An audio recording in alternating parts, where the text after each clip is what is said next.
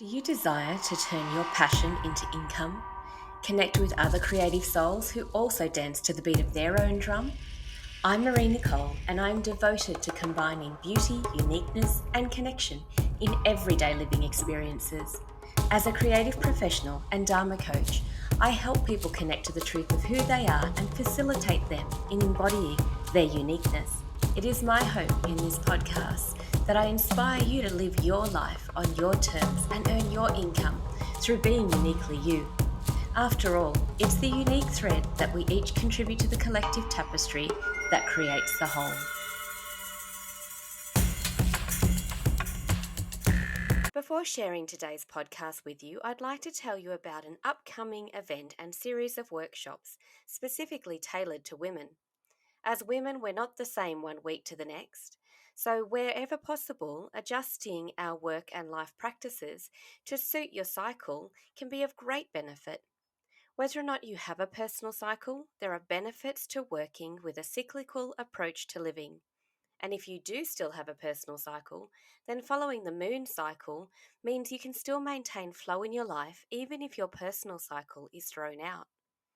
This series of workshops, La Lunar Living, will take you through a process of deciding on where to start and how to make conscious decisions that will enable you to realize your dreams, creating flow in your everyday living experience. You'll learn how to do this by working with your divinely feminine superpower, your personal cycle, or with the divinely feminine energies of the moon cycle. Each week of this program will focus on the stages and phases that correlate with the moon cycle, starting on the February new moon, Monday the 20th, 5:30 to 7 p.m. at Creator's Nest here in Yass. And every Monday after that for the 4 weeks. You'll also receive an electronic copy of the booklet so you can continue to work through it at your own pace in your own time each month after that. So join me to connect with your divinely feminine superpower. Booking details will be in the show notes below. If you can't make it to the in-person program, or you're listening to this podcast after the event, there's also a self-guided program available online too, so keep an eye out for that. In the last episode, I talked about the difference between advice and opinion. A part of this experience is receiving ideas on what you could make, create, or do. And some of these ideas will be truly inspired, yes, but in the end, it is up to you to decide if they truly align with your core values and your offerings. When I started working with recycled blankets, creating guitar cases and bags, my products certainly did turn heads and start interesting conversations. They took people down nostalgia lane and thinking about their childhood blankets and all the memories associated with that. When I traded at markets, I often had people suggest what I could make out of blankets, such as surfboard covers, drum kit cases. There were so many suggestions that I actually did take on board, offering a bespoke service, creating a chest cover case, a mandolin case, keyboard covers, a range of instrument covers. I never did make a surfboard cover though, mainly because the music aligned more with the lifestyle that I led, and living in a rural town in the Tablelands, surfing was not really a part of my community's culture. But one day, someone approached me and asked if I would make gas bottle covers for their caravan, followed up with a statement that you could make a lot of money doing these. This person was a grey nomad who had many friends who also had caravans. They thought this would be a winner for sure. Now, I did actually consider making these covers, but then decided to decline. The tricky part of this was that I saw this same person every time I attended one of my regular markets, and every time they asked me again. My reason for declining was not that I did not think this was a useful item, it just didn't inspire me. And the last thing I wanted was to mass produce anything, let alone mass produce something that didn't inspire me. Now, some may think that I was being precious or too particular or not seeing the opportunity that I was presented with, but I did not see the value in putting my creative energy into something that simply did not inspire me.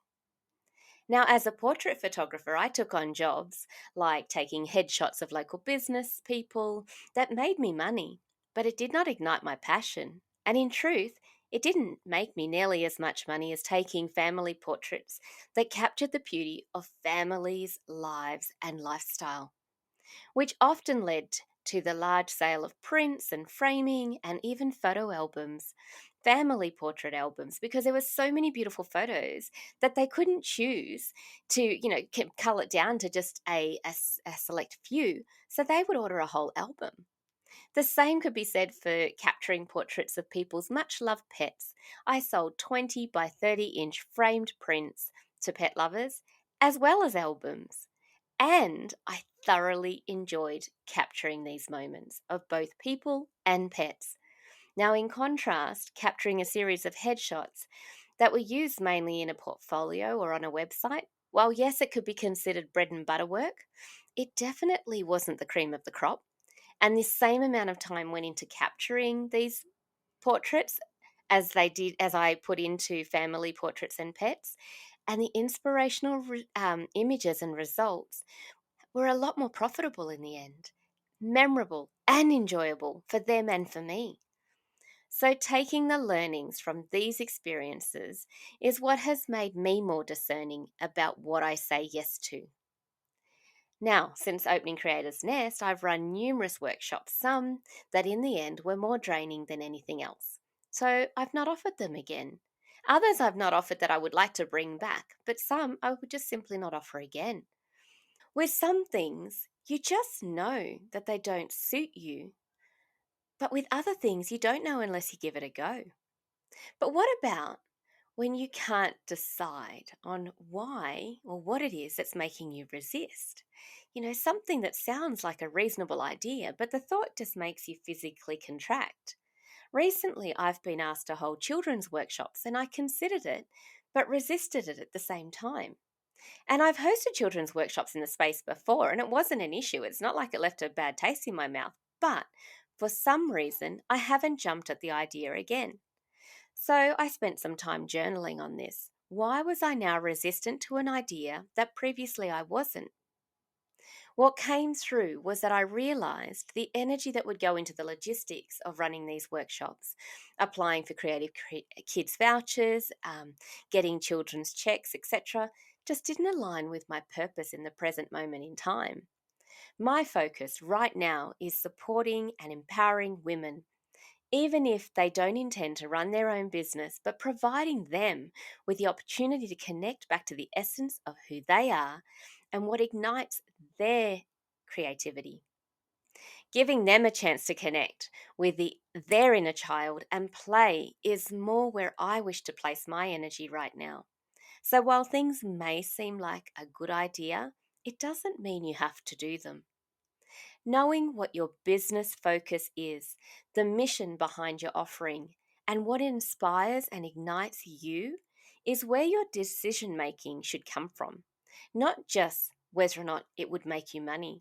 There are easier ways to make money than to force yourself to do things that drain your energy or steal your precious little spare time.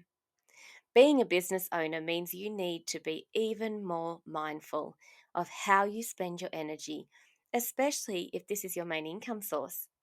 No sick leave or holiday pay or clones of you means you need to protect yourself from depletion and ensure you're actually enjoying what you do. Because that's why you started in the first place, right? Making money is extremely important in business. I'm not discounting that at all. But making money doing things that don't align with your vision, your mission, and values will not fuel you to keep going. So don't feel like you have to say yes to everything you are presented with, or even every idea that pops into your mind. It's okay to say no. Thank you so much for your time. I know how valuable it is, and I hope you got value out of listening to this podcast. If you are looking for a coach to support and guide you through your own unique journey of creating a life you love, then reach out for a connection call. And if you'd like to connect with other creative souls in person by joining us at a workshop, a retreat, or to book a unique shopping experience here at Creators Nest, I run those by appointment. So check out the website for more details. The link is in the show notes. Oh, and please leave a review. I'd love to hear any insights or inspirations that were activated in you from this podcast. And I look forward to drumming, dancing, or soaring alongside of you.